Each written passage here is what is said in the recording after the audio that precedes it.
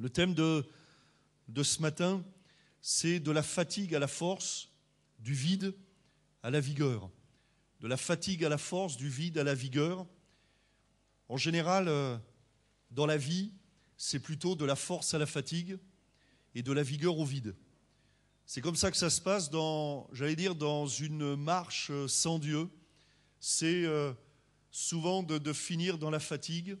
Souvent, on part avec des projets et allez, parce que je parle aussi à la plupart ici sont des enfants de Dieu, mais soyons honnêtes aussi, c'est parfois le cas même dans la vie spirituelle, où on démarre avec des tas de projets, des tas de rêves, et puis on se fatigue, on veut commencer à servir Dieu, et puis arrive ce qu'on appelle l'épuisement. Qui n'a jamais été épuisé dans ce lieu ? Dans le domaine de la foi, dans le domaine des promesses de Dieu. Tout à l'heure, on parlait des promesses de Dieu, et avez-vous remarqué, moi le premier, j'ai été saisi par le Saint-Esprit qui nous renouvelle, et il y a quelque chose de plus fort que nos propres raisonnements qui veut déposer dans nos cœurs cette pensée de Dieu. À Dieu, tout est possible. Mais avez-vous remarqué combien c'est difficile ? Il y a comme une lutte entre nos raisonnements et ce que l'Esprit de Dieu veut déposer dans nos cœurs.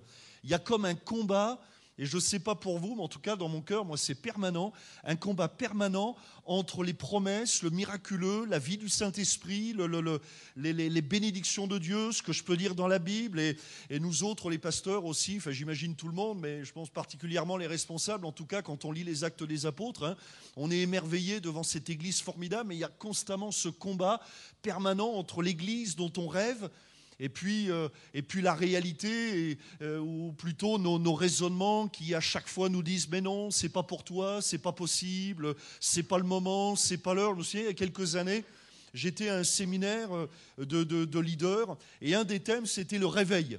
Le réveil.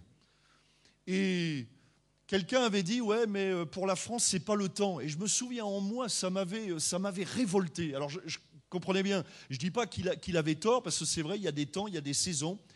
Mais il y avait en moi quand même, et par la grâce de Dieu, toujours en moi cette révolte qui me dit non, c'est pas fini. C'est encore le temps des réveils. C'est le temps des miracles. C'est encore le temps des guérisons. C'est encore le temps où les paralytiques doivent marcher. C'est encore le temps où l'aveugle doit voir. C'est pas fini. C'est encore le temps où on doit entendre les démons rugir et sortir en hurlant des amis qui sont possédés par des esprits mauvais. Le temps de Dieu n'est pas fini. Mais avez-vous remarqué qu'il y a toujours ce combat, et au bout d'un moment, il y a cette fatigue qui vient, on n'y croit plus, on est épuisé, on est vide. Il y a cette parole dans 1 Samuel chapitre 30, verset 10, David continua la poursuite avec 400 hommes, 200 hommes s'arrêtèrent trop fatigués pour passer le torrent de Bésor. Terrible, hein ?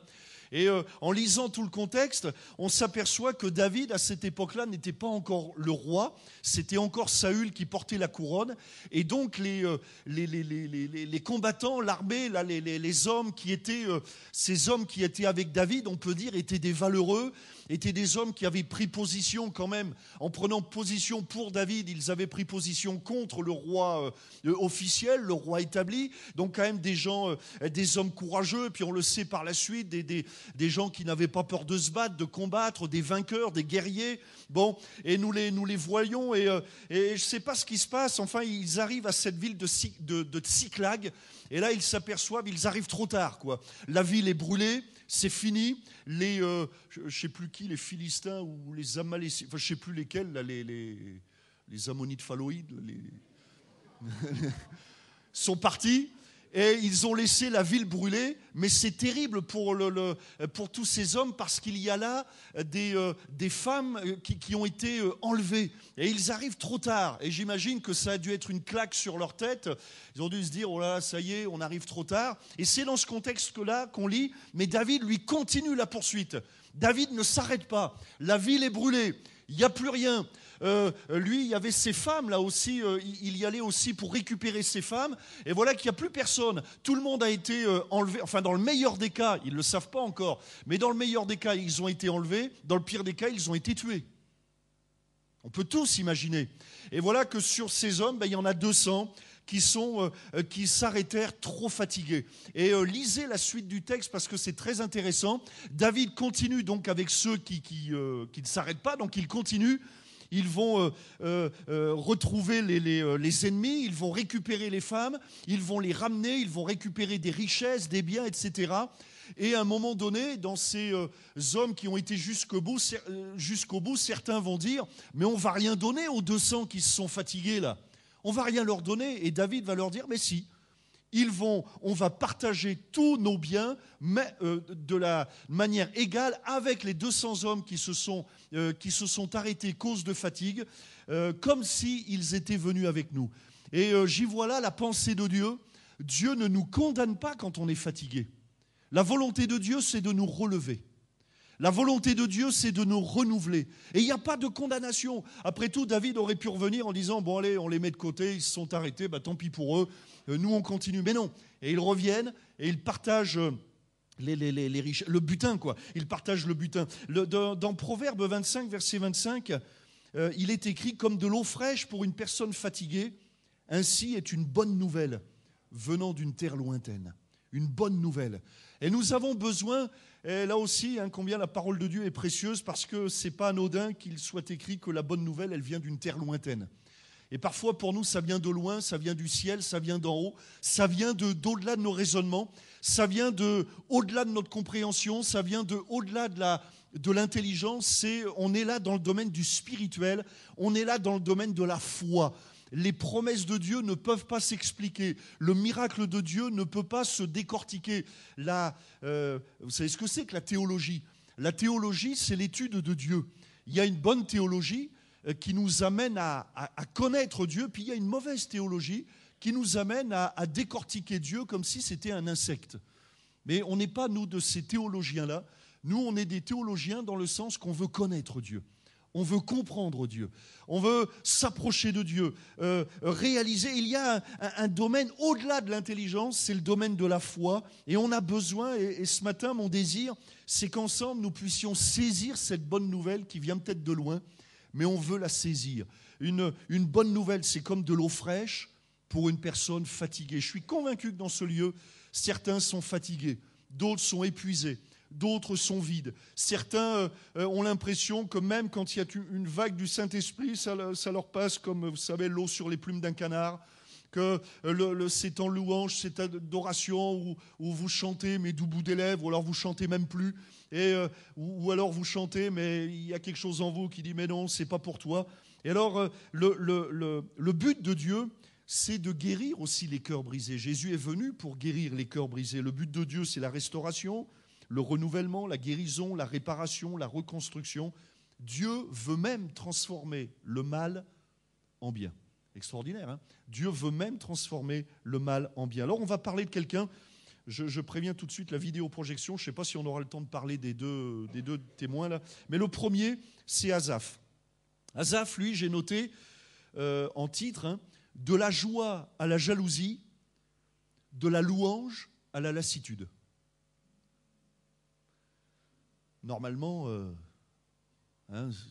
le langage politiquement correct, ce serait de dire de la lassitude à la louange. Alléluia. Mais bon, et parfois de la jalousie à la... Mais là, pour Asaph, ça a été de la joie à la jalousie et de la louange à la lassitude.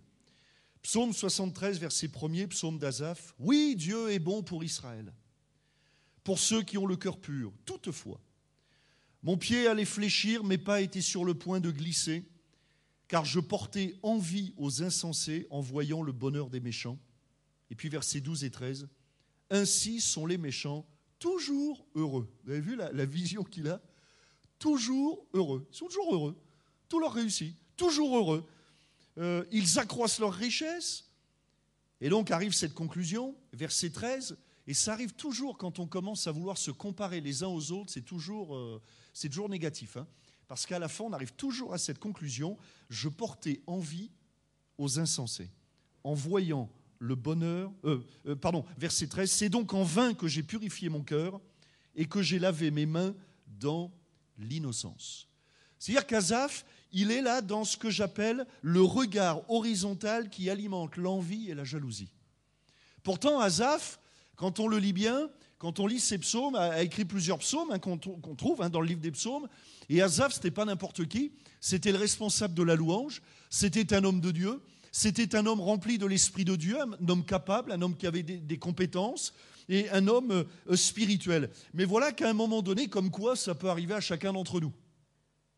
Même les meilleurs peuvent se fatiguer.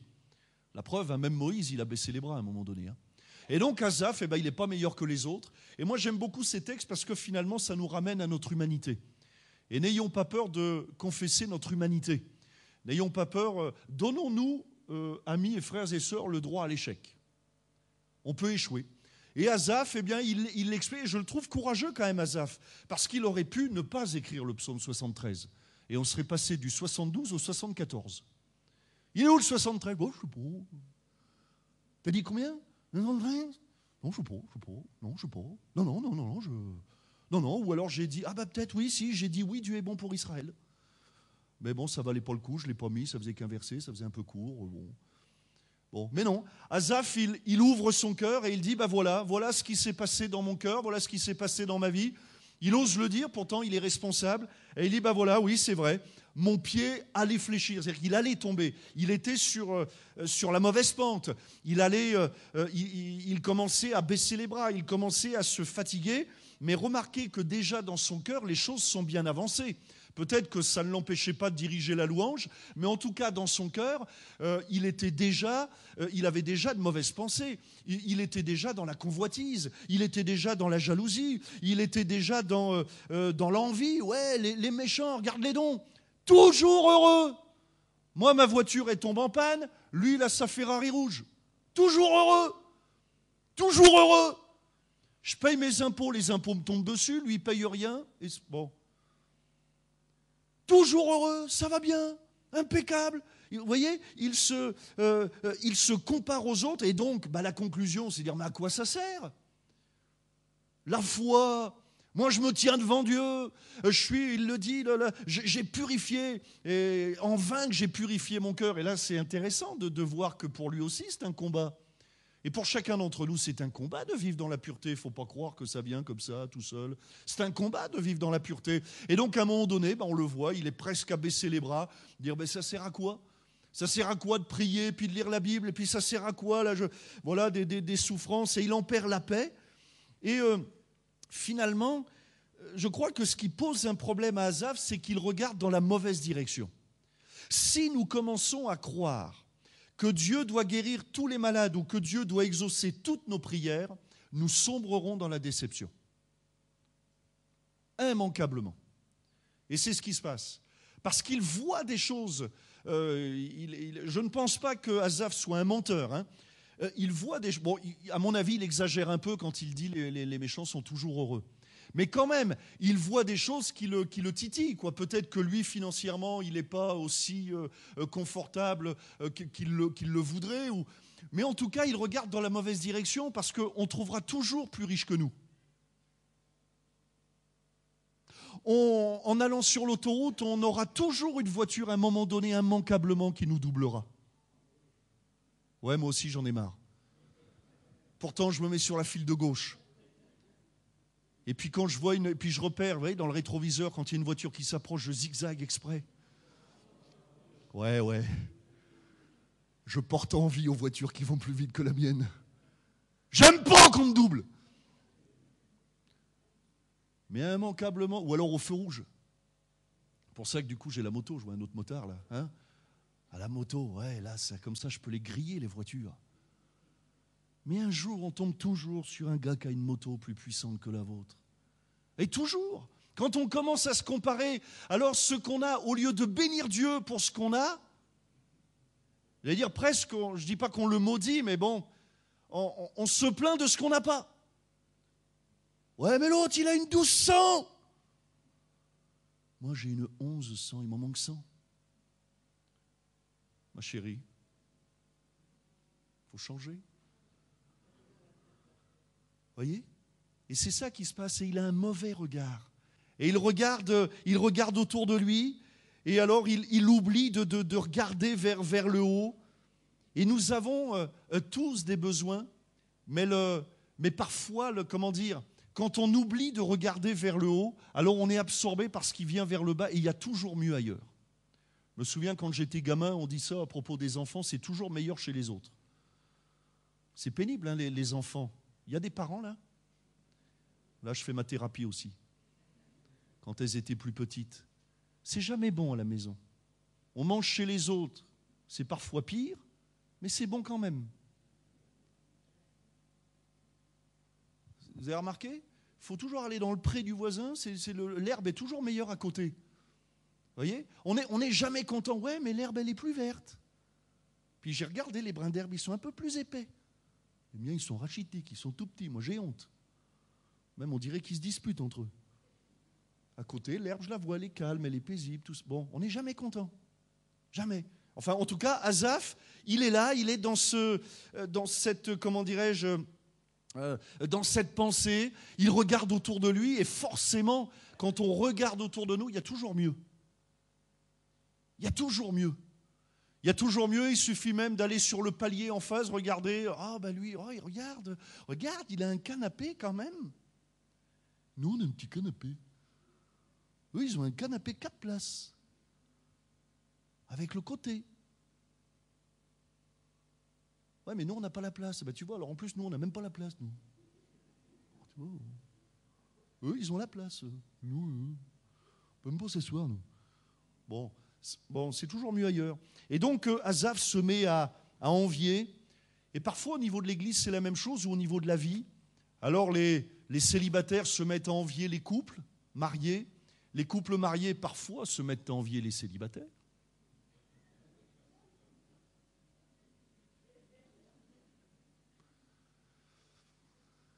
Les jeunes se mettent à envier les plus âgés se mettent à envier les plus jeunes. Bon, on n'est jamais content, quoi. Hein ? Ceux qui ont des lunettes se mettent à envier ceux qui n'ont pas de lunettes. Ouais, ça c'est vrai, par contre. Là, j'en ai marre, moi. Ça c'est vrai. Vous ne savez pas ce que c'est, vous, les sans lunettes, là. Vous ne savez pas ce que c'est quand il y a changement de température, vous avez de la buée, quand il pleut, qu'on n'a pas d'essuie-glace. Vous ne savez pas ce que c'est, vous ? Eh ben oui, ben voilà. Vous voyez ? Et donc, Asaph, il est dans ce... Alors forcément, ça crée un vide, une insatisfaction. Et ce qui est terrible, c'est qu'au bout du compte, eh bien, il dit, mais j'allais fléchir. Ça signifie quoi ? Ça signifie j'allais abandonner, j'allais m'arrêter, j'allais baisser les bras, j'allais perdre pied au niveau de la foi. Et voilà qu'à un moment donné, eh bien, il y a ce regard vertical. Mais regardez bien, verset 16. Quand j'ai réfléchi là-dessus pour m'éclairer, la difficulté fut grande à mes yeux, jusqu'à ce que j'eusse pénétré dans les sanctuaires de Dieu et que j'eusse pris garde au sort final des méchants. Et puis verset 25, alors là c'est la conclusion, après il revient, il est renouvelé. Quel autre ai-je au ciel que toi ? Et sur la terre je ne prends plaisir qu'en toi. Ma chair et mon cœur peuvent se consumer. Dieu sera toujours le rocher de mon cœur et mon partage. Car voici ceux qui s'éloignent de toi périssent. Tu anéantis tous ceux qui te sont infidèles. Pour moi, m'approcher de Dieu, c'est mon bien. Je place mon refuge dans le Seigneur l'Éternel, afin de raconter toutes tes œuvres. Amen. Et donc, nous le voyons, bon, ça se termine bien. Asaph, il regarde vers le haut. Mais je remarque que ça ne s'est pas passé facilement. Il dit, quand j'ai réfléchi là-dessus, la difficulté fut grande. Et le mot réfléchir, c'est quasiment, ça signifie presque... J'ai pris la décision qu'il y a un changement dans ma vie, un renouvellement. C'est-à-dire qu'il a fallu à un moment donné qu'il se discipline, qu'il se dise, il y a quelque chose qui ne va pas. Il faut que mes pensées changent. En d'autres termes, c'est quasiment un aveu d'échec de dire, jusqu'à présent, je pense mal. Je suis sur la mauvaise pente. Il y a, c'est presque de la repentance finalement, hein. Il réalise, non, ça ne va pas. Donc il réfléchit, et vraiment le verbe hébreu, c'est clair, ça veut dire il y a un changement, il y a un renouvellement, c'est un appel à ce que ma vie, elle change. Et puis, il parle de difficulté, mais on pourrait traduire par douleur. Douleur. La douleur fut grande. La difficulté était grande à mes yeux. C'est-à-dire que ça lui paraissait impossible et il s'est approché de Dieu, mais je remarque que ça ne s'est pas passé facilement. Jusqu'à ce qu'il pénètre dans la présence de Dieu. Jusqu'à ce qu'il entre dans la présence de Dieu. Et on ne va pas avoir le temps de développer, mais pour Élie, le prophète Élie, c'est la même chose qui va se passer. Élie, moi je l'ai appelé le syndrome du super-héros solitaire. Élie, il combat, Dieu va se manifester, il va vivre un miracle, et puis la reine, la femme du roi, donc Jézabel, va prononcer une malédiction, en gros, si je t'attrape, c'est fini. Et lui, il se cache, il se sauve, et il réclame la mort. Et voilà que j'ai appelé en sous-titre « De la montagne à la grotte ». Parce qu'il vit sur la montagne de Dieu, comme Asaph, dans la louange, l'adoration, le service de Dieu. Et on sait bien que quand on sert le Seigneur, tout va bien. C'est connu. C'est connu que tout va bien. Les chrétiens sont tous des anges, les musiciens des archanges et les pasteurs des chérubins. On le sait tous. On est tous formidables.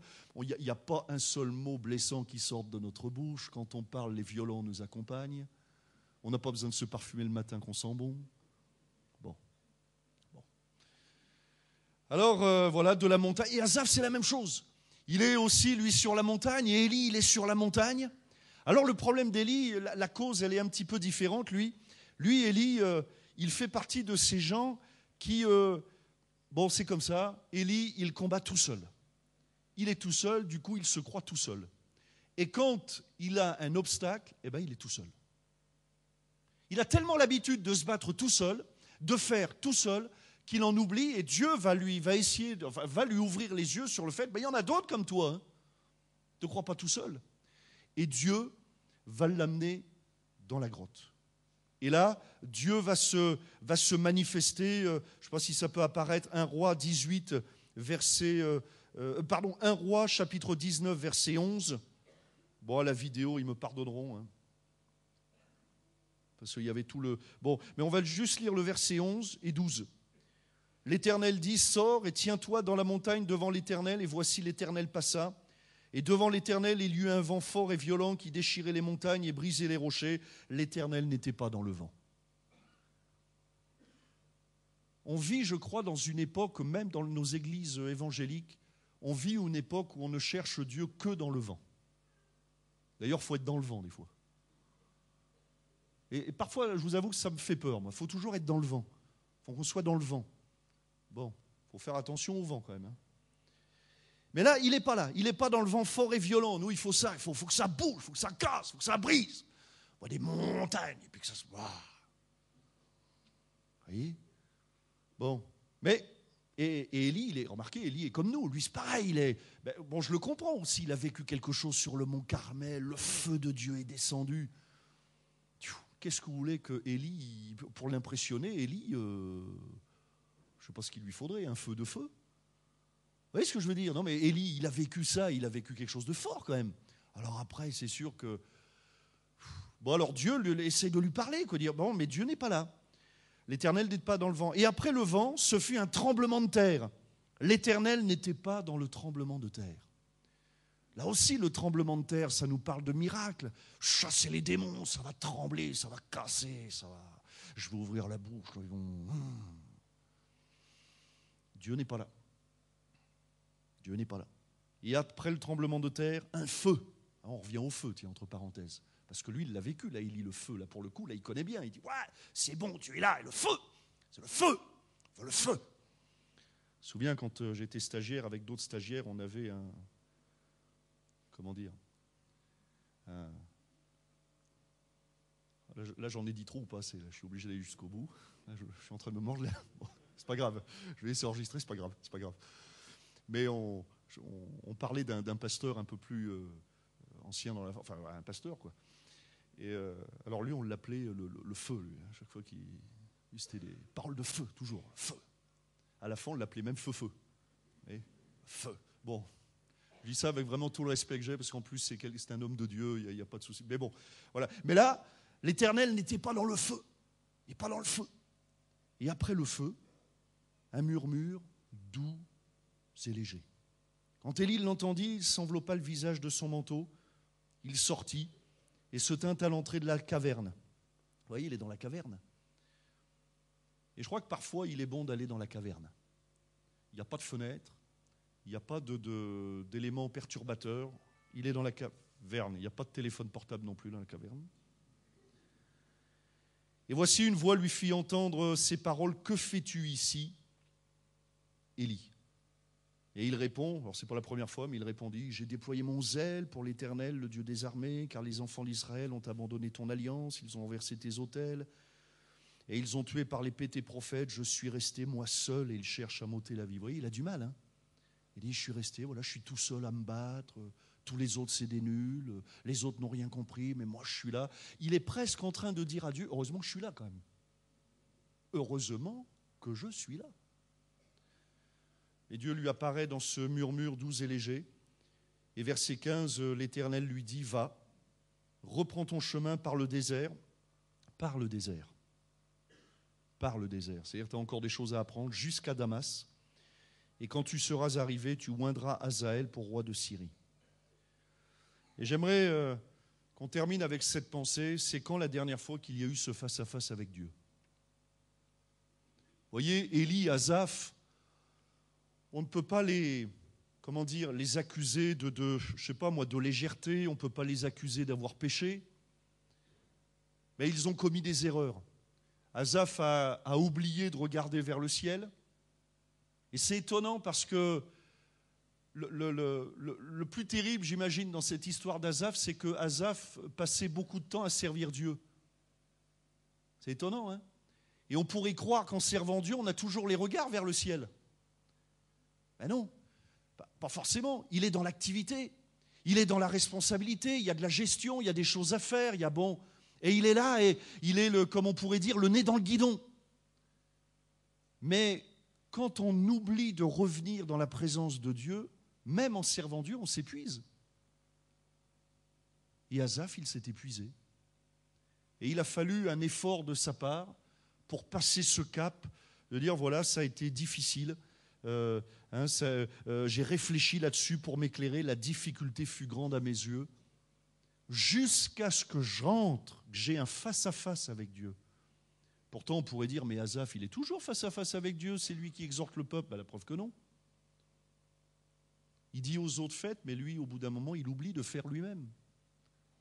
Et il a besoin de ce face-à-face avec Dieu, et c'est dans ce face-à-face avec Dieu qu'il va réaliser que les méchants qu'il dit toujours heureux, ben les méchants, ils finiront en enfer. Et c'est pour ça qu'à la fin, il dit, mais vous comprenez, il faut une révélation, ça va au-delà de l'intelligence. Il y a une révélation, il a laissé cette révélation s'installer dans son cœur, et c'est pour ça qu'il dit, mais quel autre ai-je au ciel que toi ? Comme Pierre, hein, qui pouvait dire, mais à qui d'autre irions-nous sinon qu'à toi ? Toi, tu es les paroles de la vie éternelle. Qu'est-ce qu'on va aller ? Et pourtant, Pierre, c'était pêcheur, patron et tout. Il pouvait dire, on va se faire de l'argent. Tu vois. Mais non, il sait que ce n'est pas ça le plus important. Le plus important, c'est ma relation avec Dieu. Qui d'autre on a ? Qui est capable de nous communiquer des paroles de guérison ? Qui est capable de me communiquer des paroles de consolation ? Qui est capable d'inscrire mon nom dans le livre de vie ? Et l'éternité, on la passera où, entre parenthèses ? Et voyez-vous, mais seulement ça ne suffit pas de le dire. Il nous faut chercher cette révélation, cette pensée. Sinon, on sera immanquablement attiré. Vous savez, il y a la loi de la gravité, elle s'applique aussi dans le domaine spirituel. On est écrasé vers le bas. Si on ne se laisse pas renouveler par l'Esprit de Dieu, on est écrasé vers le bas. On est écrasé sur la terre et puis on ne sait plus où on vit. Et puis on finit dans la convoitise, dans l'envie. Et on n'est pas content. Et les croyants les premiers. Et on n'est pas content. Parce qu'on en oublie le salut. On en oublie la valeur du salut. On en oublie toutes les bénédictions que Dieu nous a accordées. Et au lieu de ça, on se plaint de ce qu'on n'a pas. Et on oublie de bénir Dieu pour tout ce qu'on a. Voyez ? Et donc Asaph le comprend, et Élie aussi, bien il repart. Lui, Élie, c'est autre chose, c'est qu'il se croit tout seul. Mais il n'est pas tout seul. Et frères et sœurs, amis, vous n'êtes pas seuls. Oserais-je parler de la compagnie de Dieu, mais aussi de la compagnie de l'Église ? On n'est pas seul. L'Église, vous savez, quand on prononce ce mot famille, c'est quand même pas un vain mot. C'est une famille. Les croyants, on s'appelle largement frères et sœurs. Ça veut dire quoi? Ça veut dire qu'on réalise qu'on est de la même famille. Frères et sœurs, ce n'est pas un mot religieux pour faire bien. Vous voyez, ce n'est pas un titre de noblesse. Sœur Murchluk. C'est ma sœur. C'est mon frère. On est de la même famille. Et Asaph, Élie, il leur a fallu à eux, et s'il leur a fallu à eux, il nous le faut à nous aussi, cette révélation. Et c'est quand la dernière fois que, comme Asaph, on a réfléchi. Mais avez-vous remarqué, ce n'est pas une petite réflexion de 2 minutes, de dire bah ouais, tiens, je vais écrire un psaume, c'est sympa, psaume 73, comme ça en plus, c'est le pasteur Bruno Gauthier qui prêchera sur mon psaume. Ça le fait. C'est pas ça. C'est qu'il y a eu une réflexion, il y a eu une remise en question. Il n'était pas content de sa situation. Et il a cherché Dieu jusqu'à ce qu'il le trouve. Et jusqu'à ce que Dieu lui ouvre les yeux vers le ciel. Et puis Élie, c'est la même chose. Élie, il a cherché Dieu, et puis il a trouvé Dieu. C'est étonnant pour un homme comme Élie. Moi, des fois aussi, je suis un peu comme Élie. Je préférerais trouver Dieu dans le feu, dans le tremblement de terre, dans un vent violent. Et puis Dieu nous attend dans notre chambre. Dieu nous attend peut-être le matin avant d'aller au travail. C'est là que Dieu nous attend, dans un murmure doux et léger. Dieu nous attend. Et c'est quand qu'on a eu ce dernier face-à-face avec Dieu? Vous savez, on est tous très occupés, et parfois même occupés par les choses de Dieu, comme Asaph. Comme Élie aussi. Élie, qu'est-ce qu'il faisait? Lui, il faisait des miracles. Il est prophète de l'Éternel. C'est pas mal comme boulot. Prophète. C'est ce qu'une de mes filles, je crois, ont dit un jour à leur prof. Il fait quoi ton père? Il est prophète de l'Éternel. Ça le fait tout de suite dans une classe. Et ta mère, elle chante pour l'Éternel? Ah ouais, là, je vous dis pas que... Bon, après, on est assez vite convoqués non plus. Bon. Mais voilà que Élie, c'est pareil, il sert le Seigneur, mais lui aussi, tout en servant Dieu. Pourtant des miracles. On va dire, ouais, mais le miracle ne nous renouvelle pas. La preuve? C'est étonnant aussi avec Élie, la leçon qu'on apprend. C'est que même le miracle ne nous renouvelle pas. Après tout, rien que de voir ça, j'imagine que vous, comme moi le premier, j'aurais voulu, moi, être avec Élie sur le mont Carmel, puis voir le feu là qui tombe. Puis voir la tête de tous les faux prophètes. Là, moi, j'aurais voulu être là avec Élie. Dire, on a gagné, on a gagné, on a gagné, on a gagné. On a le feu. Et on pourrait dire, mais ça suffit, c'est bon Élie, là, regarde, t'as eu le feu. Moi, j'aurais même pris un bout de caillou, de charbon, hop, on l'aurait mis dans ma poche pour ne pas l'oublier. Mais même ça, c'est pas ça qui renouvelle. Vous comprenez? Parfois, on a l'impression, ouais, on veut voir ça, mais c'est pas ça qui va nous renouveler. Le miracle, par exemple, guérit un malade, mais il le guérit. Il ne le sauve pas forcément, entre parenthèses. C'est pas parce que je marche que je vais aller au ciel, forcément. C'est pas parce que je vois que je vais voir la gloire de Dieu non plus, forcément. Vous comprenez? Et donc Élie, il a dû apprendre, comme chacun d'entre nous, à se retirer dans sa grotte, là où il n'y a pas de fenêtre, et puis à chercher la face de Dieu, la présence de Dieu. Et je crois, mes amis, frères et sœurs, que c'est de ça qu'on a besoin. C'est quand qu'on a eu ce dernier face-à-face. C'est quand qu'on s'est tenu devant Dieu, mais vraiment, pour que les choses changent, pour que ça bouge, pour le cœur se renouvelle, pour qu'on sorte de cette spirale-là de la force à la fatigue, mais qu'on aille de la fatigue à la force. Et puis qu'on puisse, dans le lieu secret, que Dieu nous renouvelle, que Dieu nous ouvre les yeux, que Dieu nous amène encore à réaliser combien c'est précieux d'être sauvé. Personne ne pourra nous enlever le salut. Personne ne pourra effacer notre nom du livre de vie. Personne ne pourra enlever les bénédictions qu'on a reçues de Dieu. Personne ne pourra nous séparer de la gloire de Dieu. Il n'y a personne qui pourra nous empêcher de lire la Bible. Il n'y a personne qui pourra nous empêcher d'élever la voix vers le Seigneur. Et alors, quand est-ce qu'on s'est tenu pour avoir cette révélation d'en haut? Et puis dire, ouais, c'est vrai, je suis un enfant de Dieu. Parfois, nous, les enfants de Dieu, on marche comme si on n'était pas des enfants de Dieu. Mais on est des enfants de Dieu. Et vous savez quoi? On est des enfants gâtés. On est des enfants bénis. On est des enfants riches. On est des enfants, on est sauvés. Quoi qu'il arrive, le monde pourra s'écrouler, que nous, notre maison, elle est déjà construite dans le ciel. Déjà. Il y a retraite, pas retraite, elle est déjà payée, la maison. La place dans le ciel, elle est payée. C'est Jésus qui a tout payé. Parfois, on a l'impression de se battre tout seul. Mais wow, c'est Jésus qui a combattu pour nous. C'est Jésus qui a combattu pour nous. On n'est pas des super-héros, nous. Nous, on est des super-héros. Le super-héros, c'est le Seigneur. C'est lui qui n'a pas faibli. C'est lui qui n'a pas baissé les bras. C'est lui qui a été tenté et puis qui n'a jamais péché. Nous, c'est autre chose. C'est autre chose. Mais mon super-héros, c'est le Seigneur. Lui, il n'a jamais péché. Lui, vous savez que le Seigneur n'a jamais douté de nous? Vous savez que le Seigneur a des projets pour chacun d'entre nous? C'est quand la dernière fois qu'on a eu ce face-à-face avec le bon berger, puis qu'on a entendu la voix du bon... Je vais demander aux musiciens de revenir, s'il vous plaît. Et puis que la voix du bon berger a résonné dans notre cœur. Et puis qu'il y a comme une parole qui s'est inscrite. On va prier quelques instants. Et puis on veut se tenir devant Dieu. On veut louer le Seigneur ensemble. On veut s'approcher de Dieu.